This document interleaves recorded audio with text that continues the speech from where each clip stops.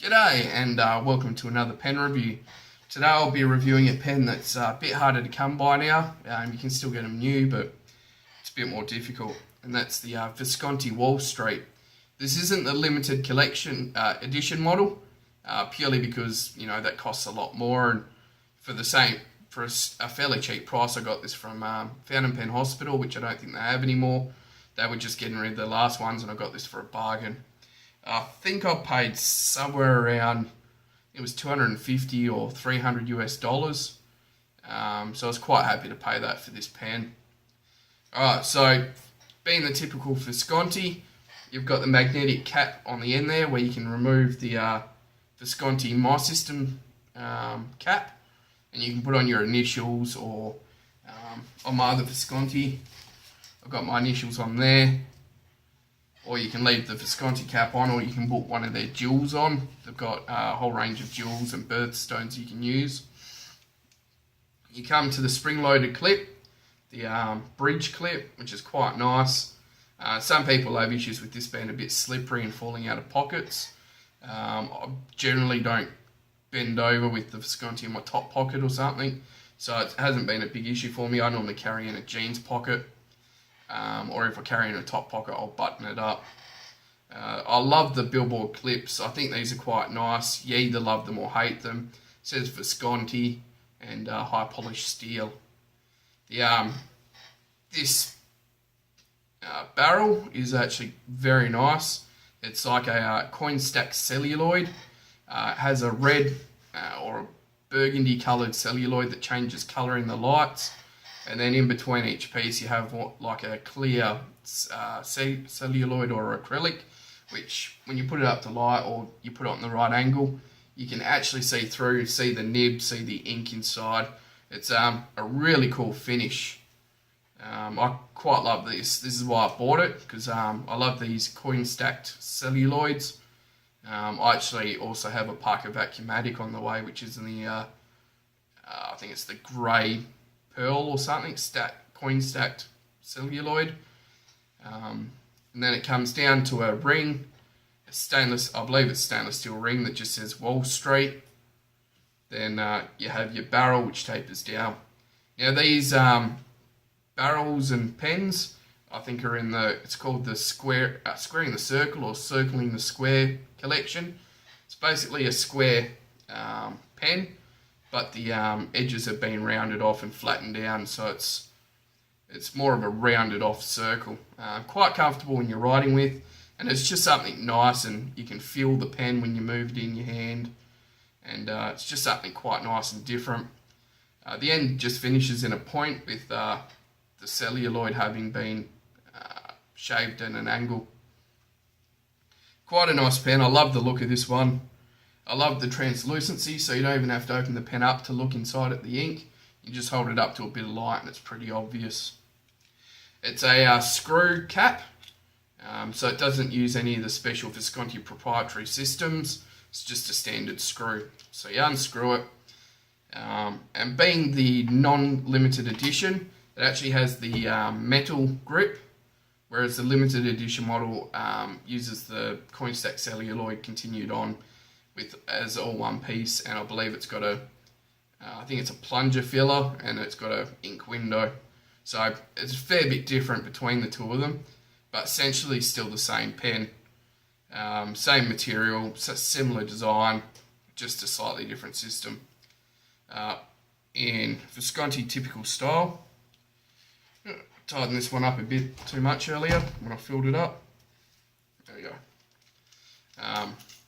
It's a converter, and this converter, same as a lot of the Visconti ones, it actually screws in and screws out. Ooh, dripping a bit of ink.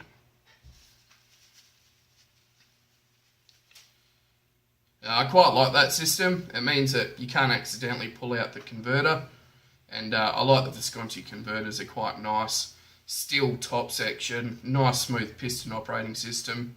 Then it has Visconti on the converter, and then just some decorative parts.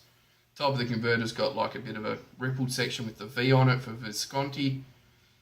Quite a nice pen. Again, you could turn this into an eyedropper filler.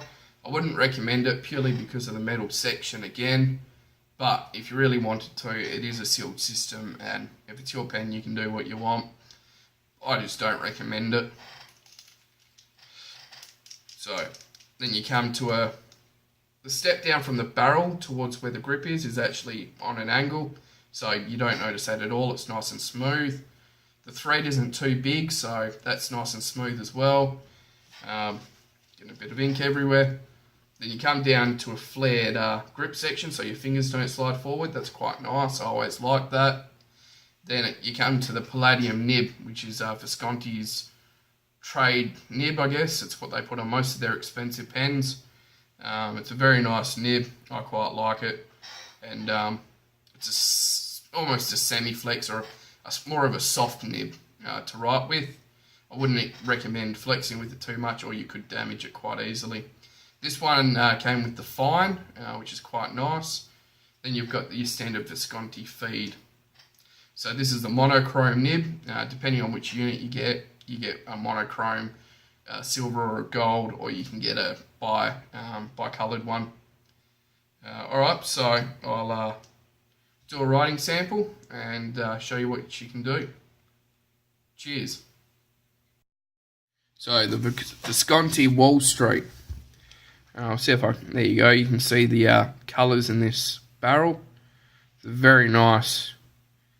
You can see where the red is, and then in between the red it looks quite dark in this picture, but it's actually see-through. So if you hold that up to the light, you can actually see through it. Even right now I can see the nib and the grip right there, and it looks pretty cool. It's a nice effect with this celluloid, and I'm always a fan of all celluloids, so if you want one, I definitely recommend trying to pick one up. They just might be a little bit hard to come by now, as Fountain Pen Hospital were doing them really cheap, but I believe they've sold out now. Isn't that awesome? Loving it. Alright, so unscrew. This is the nib. It's a single tone Visconti nib. I always like the Visconti nibs. It's 24 karat palladium. So it's a bit of a different nib rather than having gold. So this is the Visconti Wall Street with a fine nib. It's 24 karat palladium, and the ink is Pelican 4001 brown.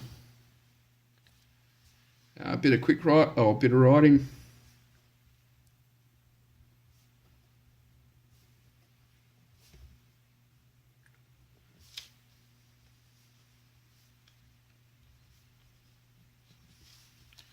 Quite nice to write with, fairly smooth nib. It's not 100% smooth, but that could be because it's also a lot smoother nib. A lot finer nib. I quite like it though. It's got a decent amount of wetness to it. I'll do a bit of fast writing.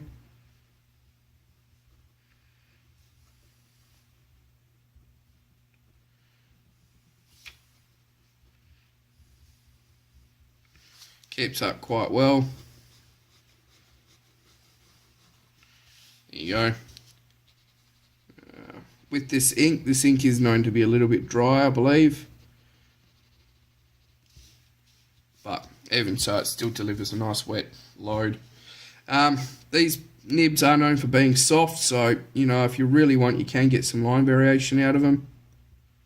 But, as I've said in a previous video, I don't recommend it too much because you can spring your tines.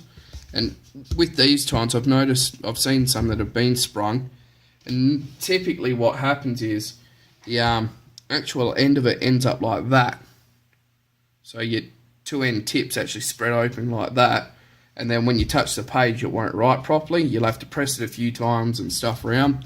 So if you've got one of these pens and that's what starts happening, I'd definitely check to see whether the tines are like that or whether they're sitting like that. If they're sitting like that, I'd probably recommend sending them to a nib master to get them to sort it out.